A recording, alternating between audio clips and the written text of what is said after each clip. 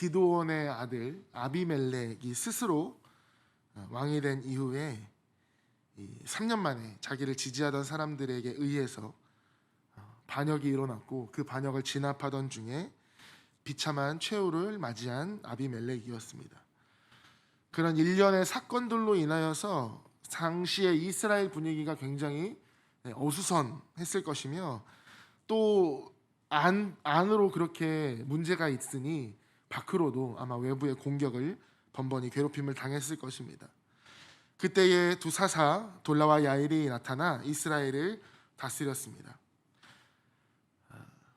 하지만 오늘은 읽지 않았지만 이후의 말씀을 보면 돌라와 야일이 죽자 이스라엘 백성들은 또한 다른 신들을 섬기기 시작했으며, 급기야는 하나님께서 암몬과 블레셋 족속에 그들을 18년 동안이나 고통당하게 하셨습니다. 그러자 이스라엘 백성들은 이전과 같이 다시 한번 하나님께로 돌아와 회개했는데, 이때 이 회개의 좀 특이한 점이라고 할 수 있는 것은 사사시대의 그 어떠한 회개보다 좀 진지했다라고 이야기를 할 수 있을 것입니다. 그들의 회개는 외부의 고통으로부터 시작된 것이었습니다. 이것은 사사기의 흐름에 그렇게 크게 특징적이지 않습니다. 그러나 그들이 스스로 우상을 제거하면서 여호와 하나님께로 돌아왔다는 점에서는 그들의 회개가 다른 때와는 달리 매우 진지했고 진실했음을 우리가 알 수 있습니다.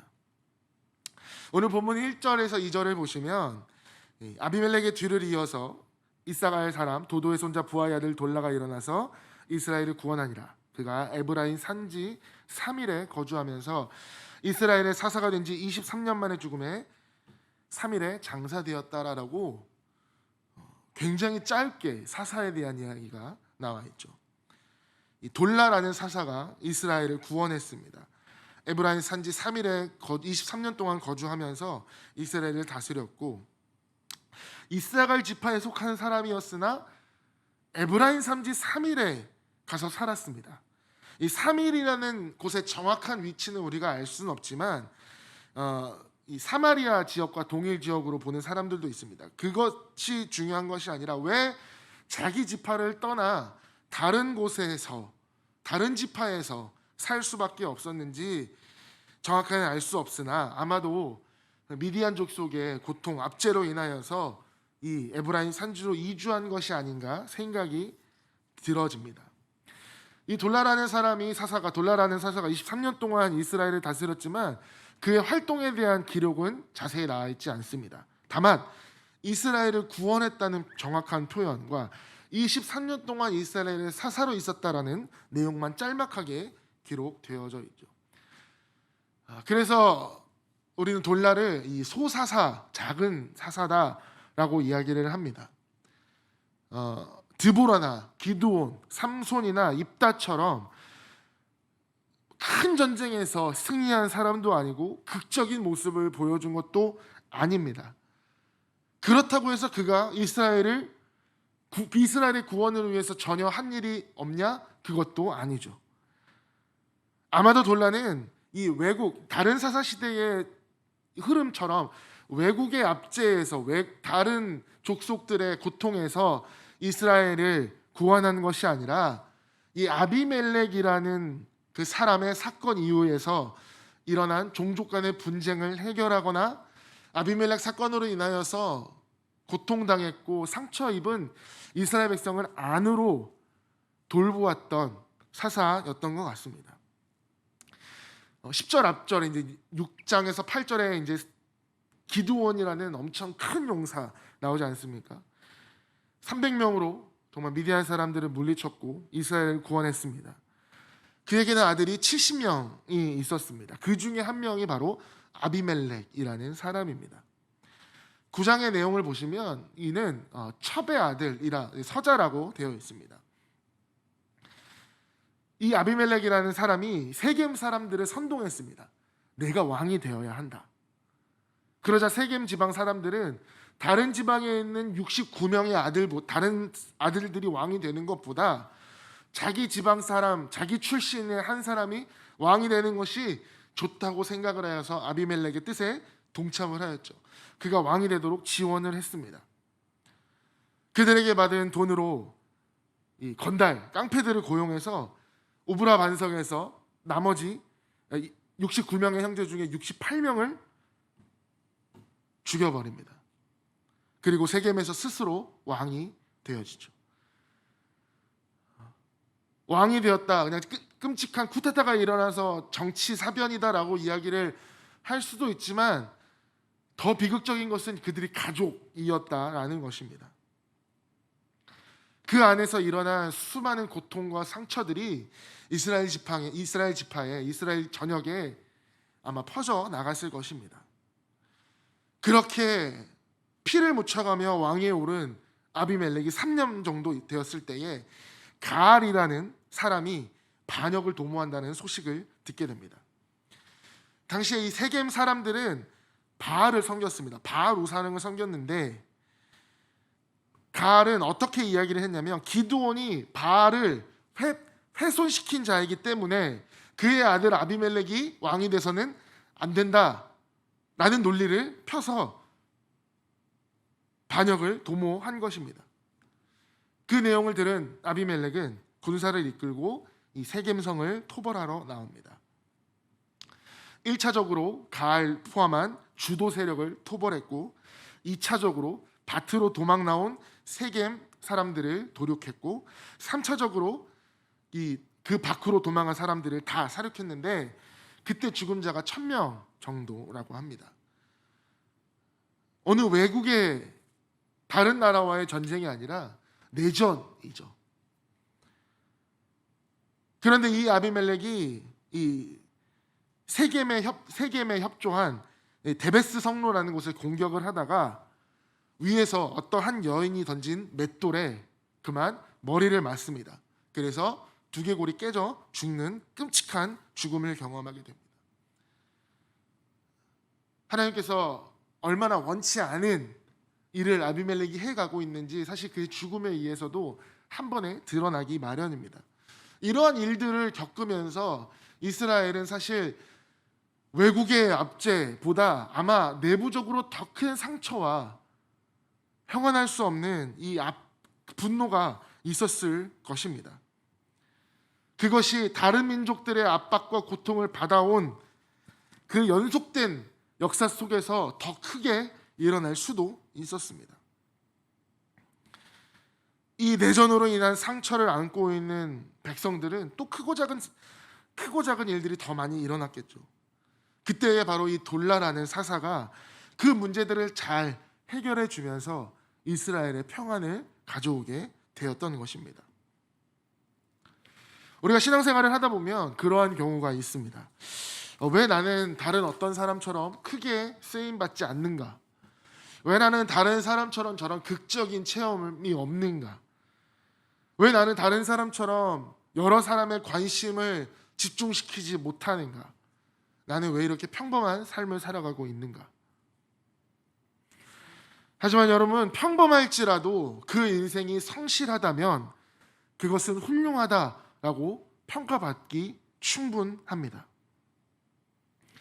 소사사, 작은 사사라고 불리는 이 돌라지만 그가 행했던 내전으로 인한 상처와 분노로 가득한 이스라엘을 치유했던 그 일, 다른 어떠한 용사들처럼 성경의 몇 장을 할애해가면서 그의 이야기가 극적으로 펼쳐져 있진 않지만 백성들에 대한 행복, 백성들을 향한 행정적 그 처리, 백성들을 어떻게 하면 더 평안하게 할 것인가에 대한 고민은 아마 죽는 날까지 그에게 있었을 것입니다. 우리가 때로는 뛰어난 생을 살지 못한 것 때문에 우리의 삶이 무료하다, 우리의 삶은 아무것도 아니다라고 생각될 때가 있습니다.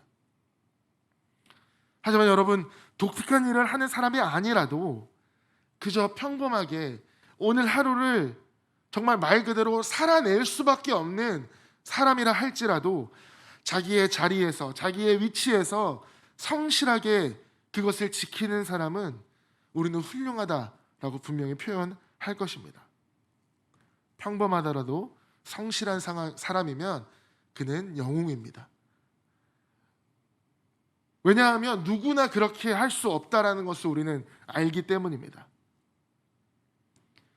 날마다 똑같은 일을 하면서 살아가는 일, 그 일이 누군가가 보기에는 하찮은 일이라 할지라도, 하지만 그 일을 하지 않고서는 이 사회가 정말 작은 톱니바퀴 하나 빠진 듯 고장 나버리기 때문에 묵묵히 그 일을 감당해가는 그런 사람들, 사회의 일원으로서, 또 교회의 일원으로서, 가정의 일원으로서 여러분의 위치를 잘 감당하시는 성도님들이 되셨으면 좋겠습니다. 그리고 온갖 상처 가운데에 갈등을 일으키는 그 우리 주변의 구성원들을 위로하고 격려하고 돌아보시는 여러분이 되셨으면 좋겠습니다. 사람들에게는 소사사라는 말을 들을지라도 여전히 그는 사사이며 여전히 그는 없어서를 안 될 영웅입니다. 아비멜렉처럼 상처를 주는 사람이 아니라 돌라처럼 평안을 주는 여러분이 되셨으면 좋겠습니다. 그리고 주변에 그러한 사람들이 있다면 우리는 마땅히 그들을 위로해야 할 것이며 마땅히 그들을 위해서 기도해야 할 것입니다. 그렇게 우리의 지경을 넓혀가는 성도님들이 또한 되셨으면 좋겠습니다. 계속해서 본문을 보겠습니다. 3절에서 5절에 보시면 야일이라는 사람이 또한 나오게 됩니다. 야일도 돌라처럼 소사사라는 이름을 가지고 있습니다. 그는 길르앗 지방에 거하는 므낫세 지파에 속한 사람이었습니다. 그가 관할하는 성읍이 30개나 되었고 나귀도 30마리였고 아들도 30명이었습니다.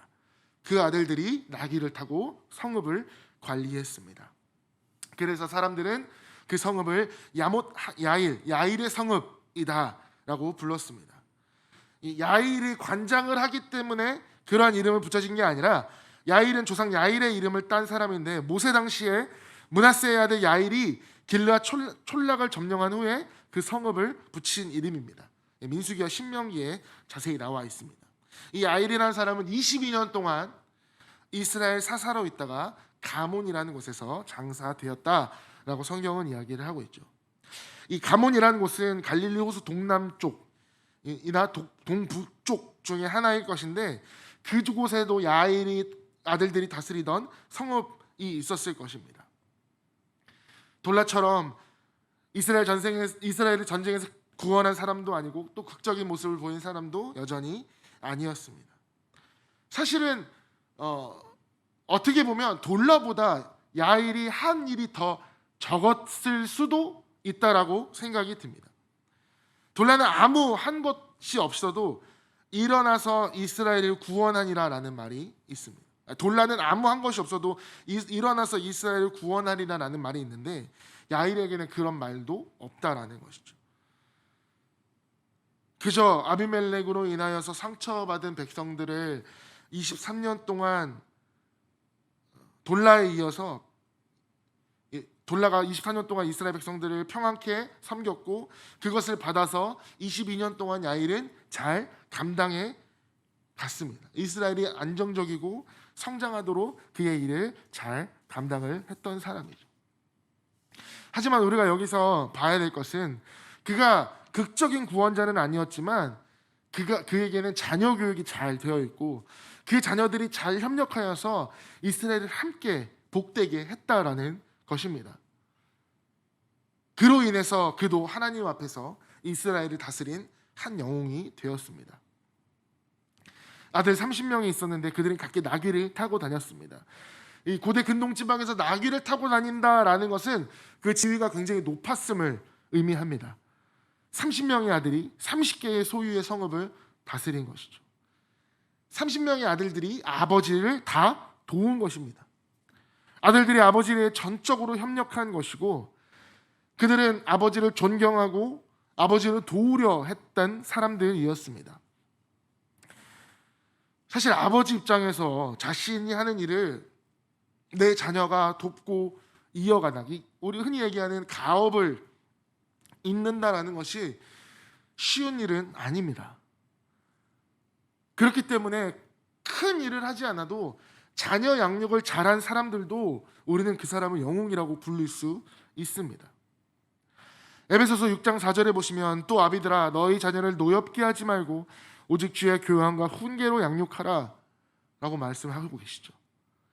인격적으로 길러야 된다는 말입니다. 요즘 제일 우리 아이들에게 문제시 되고 있는 것 중에 하나가 바로 인성 문제입니다. 우리 조금 더 우리 세대를 올라가다 보면 사실 인성 교육은 따로 하지 않아도 집에서 자연적으로 길러지는 게 인성 교육입니다. 어디서 길러지죠? 우리 흔히 얘기하는 이 밥상머리 교육입니다. 집안의 어른들과 함께 살면서 같이 식사를 하면서 그 어른들에게 배우는 그 모습, 예절, 언젠가부터 그것들이 사라지기 시작하면서 인성의 문제이다라고 표현이 되어져 있다라는 것이죠. 그것이 그들에게, 요즘 청소년들에게 굉장히 자존심이 상한 문제가 되어버렸습니다. 인성에 문제 있냐라는 그 말이 그들에게 엄청난 분노를 일으키는 말이 되어졌기 때문입니다. 부모로부터 그 말을 혹시나 부모님이나 다른 사람들로부터 들은 그 말은 그들에게 있어서 충격이며 그것이 그들을 타락으로, 분노로 이어질 수 있습니다. 상처가, 분노가 일어날 때 그 자존감에 상처가 된 말 우리는 조심해야 됩니다. 분노가 표출하지 않도록 압박을 가해야 되지 않아야 합니다. 그냥 그렇게 놔두면 그들에게는 반항심이 생기죠. 그 반항심은 부모를 존중하지 않음으로 나타납니다. 부모가 가진 삶의 방식에 의문을 가지죠. 부모가 가진 신앙에 회의감을 느낍니다. 그 자녀들은 부모에게 받은 상처 때문에 그 부모가 가진 신앙마저 부정하게 되고 하나님을 떠나는 경우가 생겨버립니다. 자녀를 인격적으로 양육하여 자녀가 부모의 생각을 존중하고 부모의 직업을 존중하고 부모의 신앙을 존중하게 된다면, 부모님이 가진 삶의 목적과 방법과 행동이 자기와 달라도 그것을 존중하게 된다면, 부모님이 정말로 힘들어서 이해를 구하고 고통을 분담하자라고 이야기할 때 그것에 적극적으로 공감하며 협력할 수 있는 사람으로 자라나게 된다면, 다른 사람들이 보기에는 평범한 자녀일지라도 분명히 그렇게 길러낸 부모님들은 영웅이다라고 우리는 표현할 수 있을 것입니다. 아비멜렉은 자신이 왕이 되기 위하여서 68명의 형제들을 죽였습니다. 야일의 30명 된 아들들은 나귀를 타고 다니며 아버지의 일을 도왔습니다. 야일은 아들들을 잘 양육했을 뿐만 아니라 그 아들들이 각자 자기 일을 잘 할 수 있도록 또한 협력했습니다. 이스라엘 그 많은 성읍들, 30개나 되는 많은 성읍들을 혼자서 관리할 수 없다는 생각을 가지고 그 30명의 아들들에게 협력을 구했고 협조했고 그들이 그것을 잘 다스릴 수 있도록 또한 양육했습니다. 이는 모세가 이드로의 건의를 받아들여 이스라엘 군대를 1000부장, 100부장, 50부장과 10부장으로 세워서 가중한 업무를 분담한 것과 같습니다. 효과적으로 이스라엘 성읍들을 관리하기 위하여서 협조를 구했고 30명의 아들들을 세웠다는 것이죠. 우리 가정도 이렇게 돼야 되지 않습니까? 가부장적인 사회, 지금은 정말 많이 그런 이야기들이 없어졌습니다만 여전히 한국 사회는 가부장적이다라고 표현을 할 수 있을 것입니다. 그래서 가장에게 절대적인 권위가 주어졌죠. 하지만 이 대가족에서 핵가족으로 바뀌면서 이 가부장적인 개념은 없어졌습니다. 그런데 문제는 이 가부장적인 개념이 없어졌지 여전히 가장이 짊어지고 가는 이 가족의 이 어려움들, 이 가장의 무게, 가장의 의무는 분배되지 않고 있다고 할 수 있을 것입니다. 대한민국 남자들이 책임감이 너무 강해서 그런 걸 수도 있고 아직은 사회가 그런 분위기가 되지 않았을 수도 있습니다. 하지만 분명한 건 여전히 우리 아버지들 가장, 혹은 아버지가 안 계신 집이라면 어머니들의 가장의 무게가 너무 크다라는 점이죠. 사실 요즘처럼 경제가 어려울 때는 더욱더 그러할 것입니다. 혼자서 그 무거운 짐을 지고 가는 그 자체가 하루하루가 힘들 것입니다. 그 고통을 가족들과 함께 분담해야 합니다. 혼자 끙끙대고 해결하지 못하다가 자신은 무능하다라고 생각이 들어지고, 그렇게 되면 가족이 무너지고 극단적인 생각으로까지 그 문제는 가장들을 끌고 갑니다. 가족의 인원들이 그 가장을 한 번 더 돌아보아야 합니다.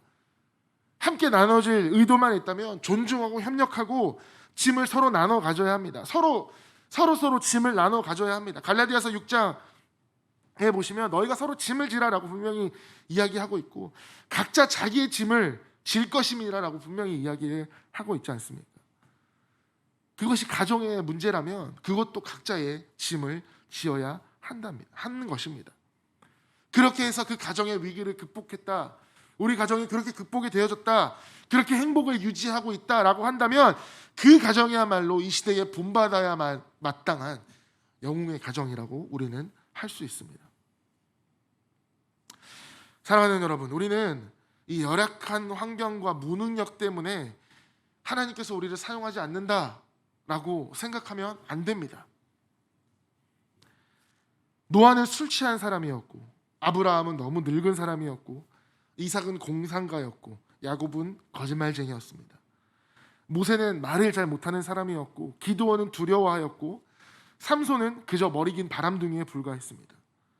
나오미는 과부였고, 다윗은 가늠한 자였고, 엘리야는 우울증이 있었고, 욥은 파산자였습니다.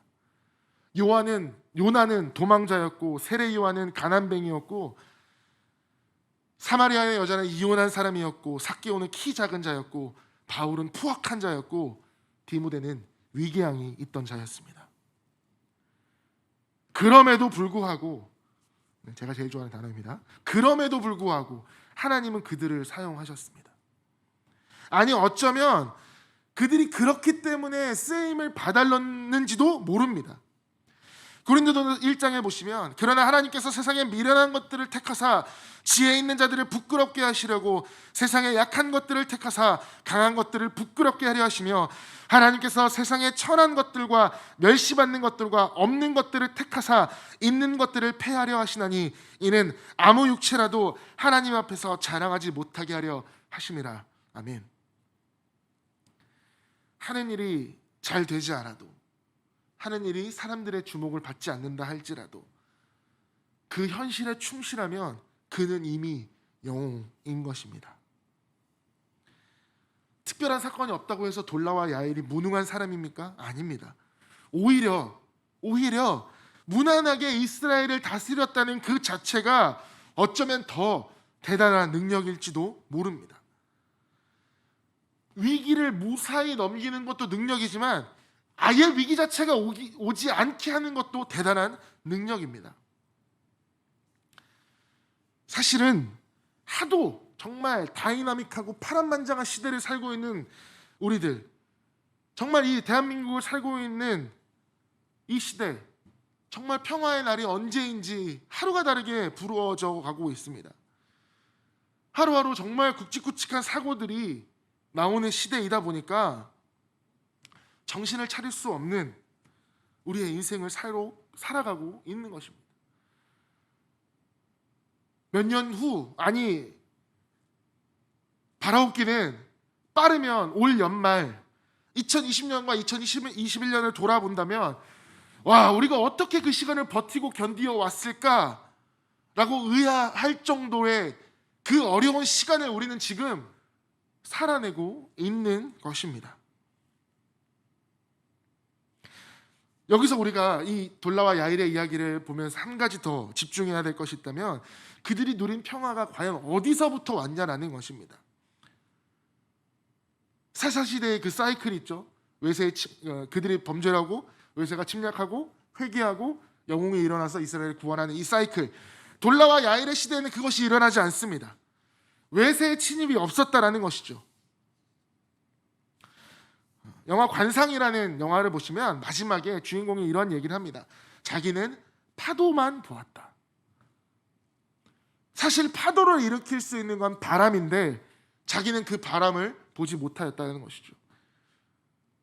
우리를 움직이게 하고 우리가 평안하게 살 수 있고 우리가 행복하게 살 수 있는 그 근원, 바람과 같으신 그 하나님의 은혜가 있기 때문에 우리는 그렇게 살아갈 수 있는데, 우리는 그저 파도만 바라보며 힘들고 어렵고 헤쳐나갈 수 없는 그 현실에만 무너져 있지 않은지 다시 한번 돌아보아야 할 것입니다.